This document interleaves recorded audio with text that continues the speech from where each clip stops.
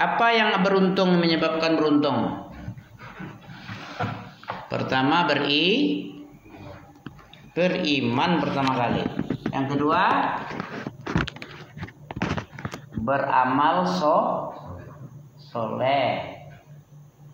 Apa ada selain yang 4 itu bisa beruntung antum? Iman tidak ada, amal soleh tidak ada, dakwah tidak ada, sabar tidak ada, beruntung ya ada. Hah? Tidak beruntung lagi kalau nggak ada iman ini. Tidak ada satu aja, tidak beruntung lagi. Apalagi 4-4-nya. Sudah beriman, beramal soleh. Ya, itu beruntung juga namanya ya. Sudah beriman ya beramal soleh. Ada orang beriman tapi tidak ada beramal. Kira-kira iman apa namanya ini? Imannya dia bilang dia iman, oke lah, iman katanya. Tapi bukti imannya apa? Iman itu dibuktikan dengan amal. Mengaku-ngaku iman, amal tidak ada, itu munafik, pasti munafik itu. Dan tidak dinilai itu. Orang yang tidak ada amal soleh dalam kehidupan ini, tidak ada beramal soleh, tidak ada berdakwah, tidak punya sabar. Ya, yang paling utama sekali itu iman dulu. Iman yang dimaksud di sini iman apa nih? Apa tuntutan iman? Hanya sekedar ngaku-ngaku iman? Iblis juga percaya kepada Allah, iman juga dia. Fa bi'izzatika. Dalam surat apa itu? Fa bi'izzatik, demi kemuliaan Engkau ya Allah. La ughwiyannahum ajma'in. La ughwiyannahum fil ardi wa la ughwiyannahum ajma'in. La uzayyinanna lahum fil ardi wa la ughwiyannahum ajma'in. Akan aku hiasi perbuatan jelek menjadi baik di pandangan dalam pandangannya. Ya, di bumi ini aku akan hiasi untuk menggelincirkan manusia. Perbuatan jelek itu dihiasi oleh iblis, seolah-olah jelek itu jadi bagus. Itu namanya la uzayyinanna. La uzayyinanna artinya sungguh-sungguh akan aku hiasi. Aku perlihatkan kepada manusia ini perbuatan buruk itu seolah-olah seperti baik, perbuatan baik seolah-olah seperti perbuatan terkutuk, terkutuk seperti bagus-bagus, keji-keji seperti suci, yang suci seperti comberan. Nah, ini itu kepandaian iblis menipu itu. Surah apa itu? Coba antum tengok surat Al-Hijr itu. Bima aghwaytani katanya. La uzayyinanna lahum fil ardi wa la ughwiyannahum ajma'in. Aku hiasi perbuatan keji seperti perbuatan suci, yang suci seperti comberan. Dan wala ughwiyanna, aku perdaya manusia, aku tipu mereka semuanya. Baik ustadz, mau ulama, mau nabi. Nabi Adam saja ditipu, diperdaya. Nabi Adam contohnya sudah tertipu sama dia. Dari dalam sorga jadi bisa keluar dari sorga karena mengikuti tipu daya iblis. Apalagi antum, apalagi Ami. Nabi Adam aja yang langsung wa'allama Adam al-asma kullaha. Allah telah mengajarkan kepada Nabi Adam semua nama. Nama itu kenapa kok semua nama? Ada semua disiplin ilmu yang dibilang. Kenapa semua nama? Nama itu simbol dari pengetahuan. Coba Ami bikin antum fakultas teknik. Semua teknik ada di situ.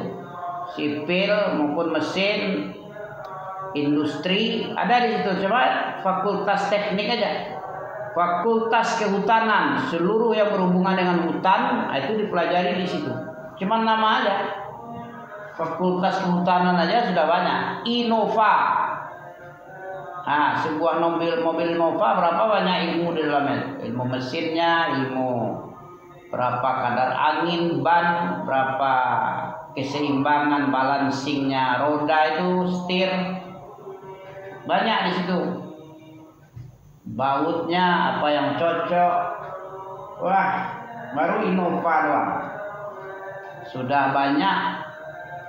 Belum lagi fakultas syariah, fakultas adab, fakultas yang membuat insinyur itu banyak ilmu di situ. Baru nama saja. Makanya nama itu simbol pengetahuan yang dirinci lebih banyak lagi itu. Kalau dirinci satu nama itu, nama masakan Padang misalnya kan, itu banyak ilmu itu, rendangnya lah, apa lagi, rendang cincang kambing, nah ya, apa lagi, tubunsu, dendeng, banyak sekali masakan Padang itu, nama masakan Padang, iya kan?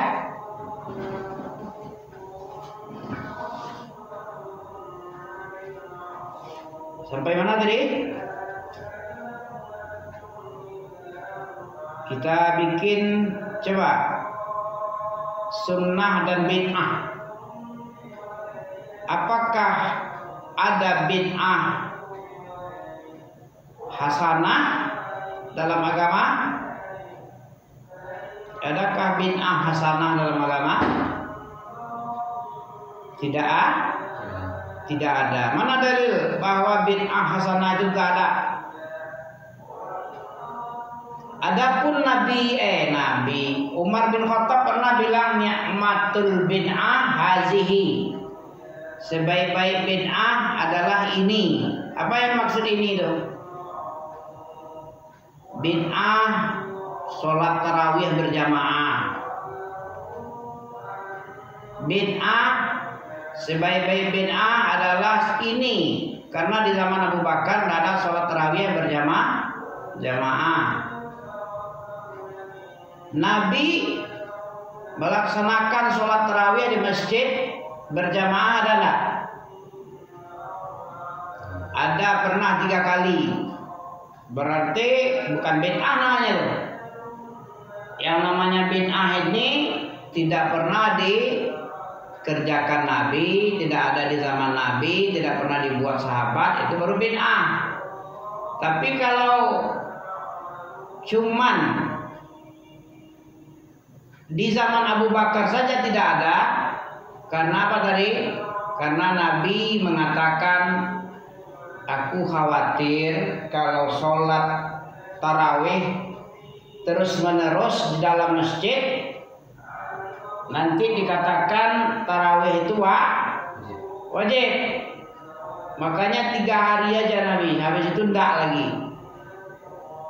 Untuk menghilangkan keraguan bagi umat muslimin. Kalau terus menerus separuh 15 hari, separuh lebih makan, berarti wajib. Padahal tidak wajib hukum sholat berjamaah secara berjamaah. Hukum sholat tarawih berjamaah tidak wajib. Setelah hilang kekhawatiran tadi, selama 2 tahun ketika Umar bin Khattab, ketika Abu Bakar Siddiq jadi khalifah tidak pernah, khalifah Nabi, khalifatul Rasul Abu Bakar ini tidak pernah sholat tarawih di dalam masjid. Begitu meninggal Abu Bakar, dipimpin jamaah muslimin oleh Umar bin Khattab, maka Umar bin Khattab menghidupkan sunnah Nabi. Tapi walaupun sunnah dibilang juga bid'ah. Ni'matul bid'ah hadhi. Sebaik-baik bid'ah. Jadi bid'ah apa yang dibilang sama siapa ini? Umar bin Khattab ini. Kok dibilang bid'ah? Salat berjamaah, tarawih berjamaah ini. Bid'ah secara bahasa. Secara istilah agama ada bid'ah itu. Orang-orang ahlu bidah dia berdalil dengan ucapan Umar bin Khattab ini. Makanya dibilangnya ada bid'ah hasanah. Itu gimana itu Umar bin Khattab pernah bilang ni'matul bid'ah, sebaik-baik bid'ah hazi, berjamaahnya bertarawih ini. Gimana itu? Berarti kan ada. Bisa kita menjawab nanti kalau ada orang bilang sebaik-baik bid'ah itu ini yang dimaksud itu adalah sholat tarawih secara berjamaah. Bid'ah tapi bid'ah secara bahasa. Secara syar'i tidak bid'ah yang dikatakannya itu. Secara bahasa aja karena terhenti di masa Abu Bakar. Paham? 2 tahun Abu Bakar tidak pernah sholat tarawih berjamaah. Di masa kekhalifahannya tidak ada. Jadi seolah-olah seperti baru. Nah, makanya dibilang seperti baru. Padahal Nabi pernah 3 hari berjamaah di masjid Nabi itu. Masjidnya 3 hari lamanya. Kemudian tidak mau lagi Nabi. Ya. Kenapa tidak di masjid berjamaah wahai Rasulullah? Nanti ada orang menganggap sholat berjamaah tarawih ini wajib. Kalau bukan karena khawatir dikatakan wajib, aku tetap ini. Maka di zaman Khalifah Umar ketika kekhawatiran sudah habis. Semasa Abu Bakar tidak pernah sama sekali. Tetap berkelompok-kelompok aja sholat dulu berjamaah di zaman Abu Bakar. Di sini 10 orang, di sini 5, di sini 15. Ketika di zaman Umar bin Khattab ditengok sama Umar bin Khattab. Ini alangkah bagusnya ya. Orang yang berpencar-pencar ini disatukan oleh satu imam. Alangkah nikmatnya itu. Daripada kayak gini, 10 orang di sini, 5 orang situ, 15 situ, 20 sini. Paham ente ya? Jadi pendalilan tentang adanya bid'ah hasanah itu kalau diambil dari ni'matul bid'ah, yang dimaksud ni'matul bid'ah itu adalah sholat berjamaah, tarawih berjamaah, itu tidak masuk. Karena di zaman Nabi sudah ada 3 hari contohnya. Apa dalilnya tentang tidak ada bid'ah? Ayo, Al-Quran mengatakan bid'ah ini tidak ada. Mana dalilnya? Bisa antum tunjukkan? Kenapa dibilang dalam Islam ini tidak ada bid'ah? Karena Islam sudah sempurna.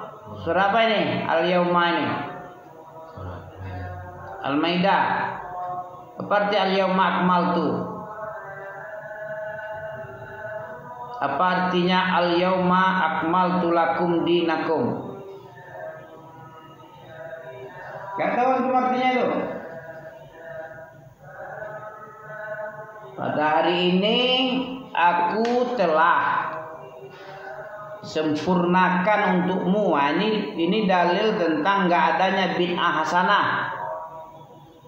Kalau ada bid'ah hasanah berarti ada sesat yang baik. Ya kan?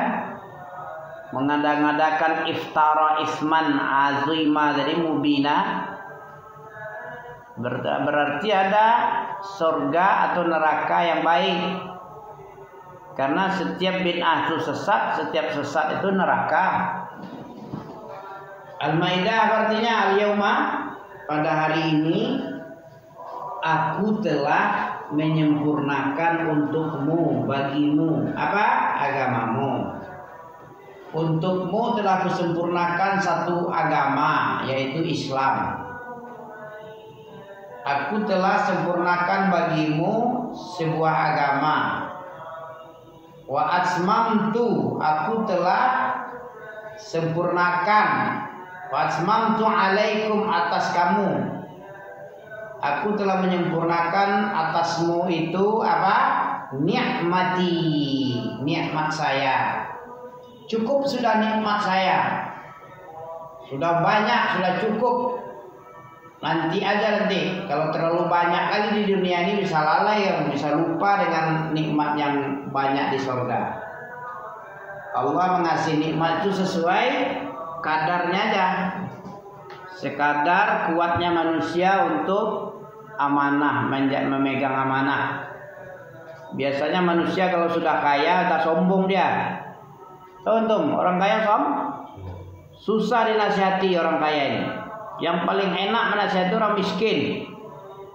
Hatinya lembut, enggak keras, enggak pantang tersinggung dia. Nah, orang miskin pantang tersinggung mau gimana pula. Orang kaya kayak Korun, tengok teman tuh. Korun, Fir'aun, Abu Jahal kaya raya itu, Abu Lahab kaya raya. Orang-orang kaya itu payah dinasihati, diajak masuk Islam, tunduk kepada Allah itu payah. Sedikit aja kita agak miring-miring ngomong, dia tersinggung dia. Nah, bagaimana kalau lebih banyak lagi? Dikasih banyak nikmat misalnya, kalau enggak sekedar cukup aja, keras semua hati manusia ini. Seandainya Pak, seandainya nikmat itu banyak sekali, pasti hatinya keras. Mana dalilnya? Ada itu di dalam surat Zukhruf, ada itu. Mau untuk nengok surat dalilnya. Seandainya manusia kalau sekiranya tidak mengkhawatirkan manusia ini bersatu dalam kekufuran, menjadi kufur semua, pasti Allah mengasih bagi tiap-tiap hamba itu rumah emas. Nah, ada dalam surat Zukhruf itu. Ada dalilnya.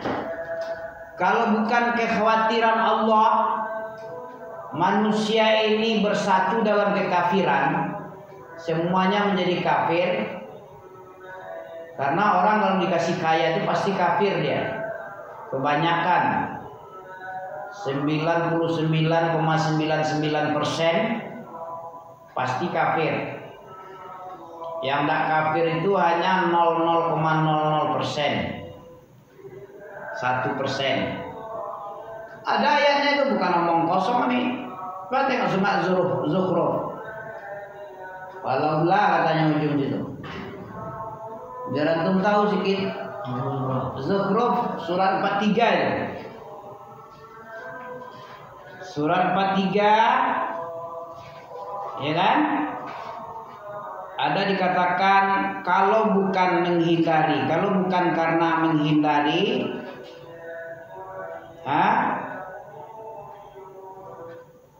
kalau bukan karena khawatir manusia itu satu di dalam kekafiran, pasti diberikan atap rumahnya emas, jenjang tangga-tangganya dari perak. Wa zukhrufa. Mana dia ada di wa zukhrufa aja.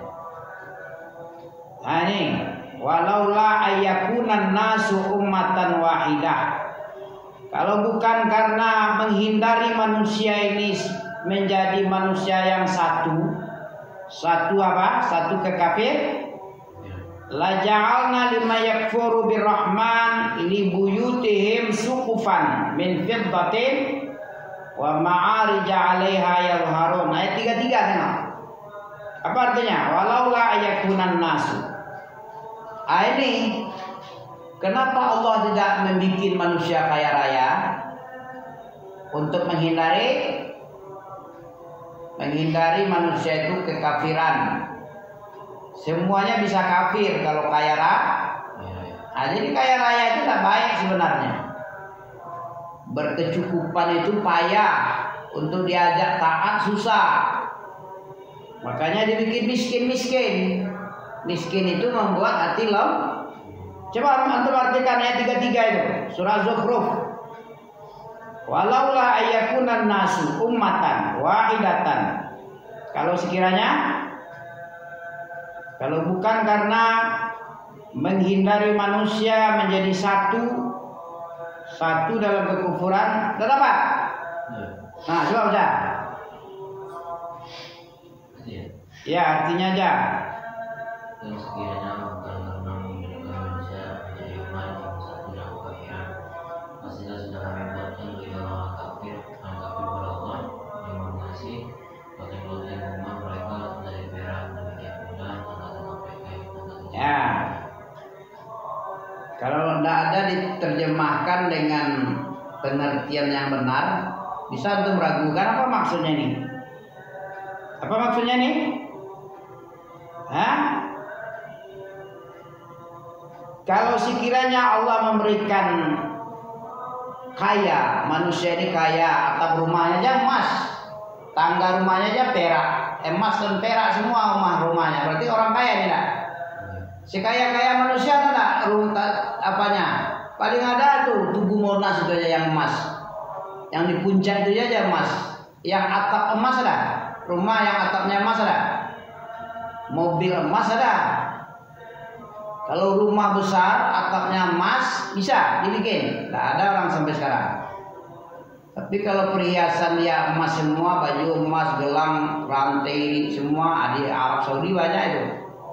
Tapi kalau yang emas rumahnya, atap rumahnya emas, tangga-tangga yang ada di dinding-dinding perak, ya itu nggak ada.